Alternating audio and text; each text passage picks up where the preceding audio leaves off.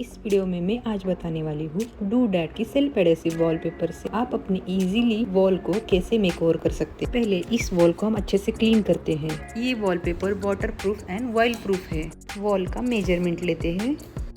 इस वॉलपेपर के पीछे ऑलरेडी मेजरमेंट दिए गए हैं। इसकी मदद से आप इसे इजीली कट कर सकते हैं। जब आप इसे कट कर रहे हो तो 1-2 इंचेस ज़्यादा कट कर लो ताकि ये अच्छे से स्टिक हो जाए।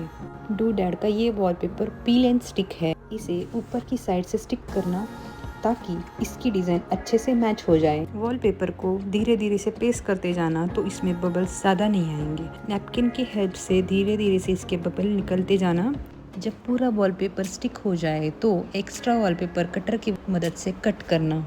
And that's it. You will easily transform your wall with this simple peel and paste Doodad wallpaper.